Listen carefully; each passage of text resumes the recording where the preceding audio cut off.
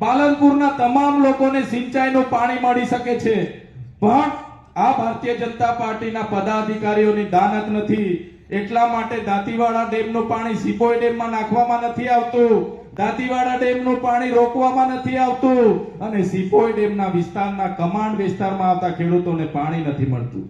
સાથીઓ, આ મંચ પરથી તમને અમે કહેવા માંગીએ છીએ, ખાતરી આપીએ છીએ, આવનારા દિવસોમાં 2027માં આમ આદમી પાર્ટીની સરકાર ગુજરાતમાં આવશે, સિપોઈ ડેમના પાણી તમામ વિસ્તારોના ખેડૂતને પહોંચાડવામાં આવશે. અમે આ વિસ્તારમાંથી આ સભામાં આવવા માટે નીકળ્યા. અમારા રમેશભાઈ પટેલ, જયદીપભાઈ ચૌહાણ, અમારા શર્માજી, બધાના ફોન પર ફોન આવે. બિપિનભાઈ કહે કે તમે જલ્દી આવો, લોકો આવીને રાહ જુએ છે. અહીંયા વચ્ચે એક સર્કલ છે, એ સર્કલનું નામ એક નાનું બોર્ડમાં લખેલું હતું, ઓરોવા સર્કલ.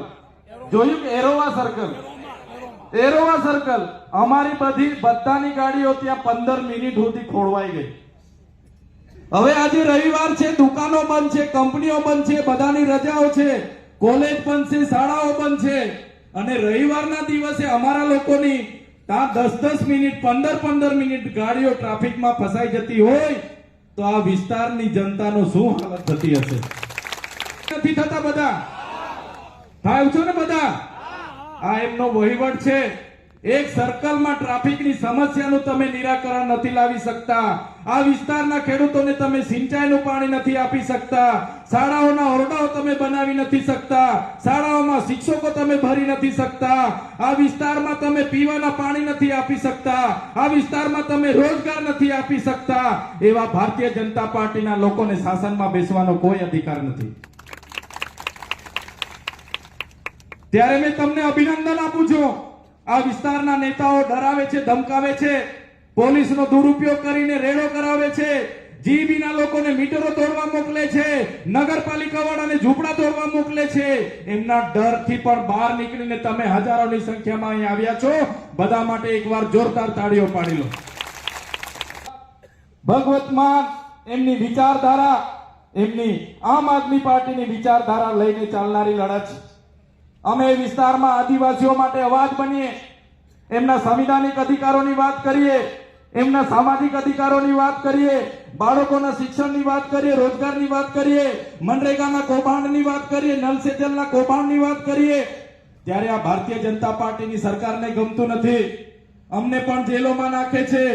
અમારા ઈસુદાનભાઈ ખેડૂતોની વાત કરે, એમને જેલોમાં નાખવામાં આવે. અમારા ગોપાલભાઈ ઇટાલિયા દારૂ અને ડ્રગ્સની વાત કરે, એમને જેલોમાં જવું પડે છે. અમારા રાજુભાઈ કરપડા હમણાં કડતા પ્રથાનો વિરોધ કરે, એમને જેલોમાં જવું પડે છે. અમારા પ્રવીણભાઈ રામ કટકી લેનારા દલાલોની વાત કરે, એમને જેલોમાં જવું પડે. પણ આ મંચ પરથી કહેવા માંગીએ છે, આ આમ આદમી પાર્ટી એ આંદોલનમાંથી આવેલી પાર્ટી છે. તમારી જેલોથી, તમારી પોલીસથી અમે ડરવા વાળા લોકો નથી. ત્યારે સાથીઓ, અમારા વિસ્તારમાં વડાપ્રધાનના કાર્યક્રમો થાય, અમારા ડેડિયાપાડામાં કાર્યક્રમો થાય, અમને ડરાવવામાં આવે, ધમકાવવામાં આવે, અમને દબાવવામાં આવે. તમે ભારતીય જનતા પાર્ટીમાં જાઓ, તમારા હાથે તમારા કેસો ખતમ થઈ જશે, તમને મંત્રી તંત્રી બનાવવામાં આવશે. પણ એ લોકોને અમે કહેવા માંગીએ છીએ, અમે ભારતીય જનતા પાર્ટીમાં જોડાવા વાળા લોકો નથી, અમે ભારતીય જનતા પાર્ટીને તોડવા વાળા લોકો છે. ત્યારે જેલોમાં નાખી દે એમના સાંસદો, એમના મંત્રીઓ એવું જણાવે કે આમનો હવે ખતમ થઈ ગયો, આ લોકો હવે આમ આદમી પાર્ટીનું નામ નેસ થઈ જશે. તમે એક ચૈતર વસાવાને જેલમાં નાખશો, તમે એક ગોપાલભાઈને જેલમાં નાખશો, તમે એક ઈસુદાનભાઈને જેલમાં નાખશો, તમે એક મનોજભાઈને જેલમાં નાખશો. આજે લાખો ઈસુદાનભાઈ, આજે લાખો ગોપાલભાઈ, આજે લાખો ચૈતર વસાવા પેદા થઈ ગયા છે. અમે તમારાથી ડરવાના નથી. અમે તમારી જેલોથી ડરવાના નથી. આજે પોલીસ અધિકારીઓ અહીંયા વ્યવસ્થામાં છે, એમના માટે એકવાર જોરદાર તાળીઓ પાડી લો.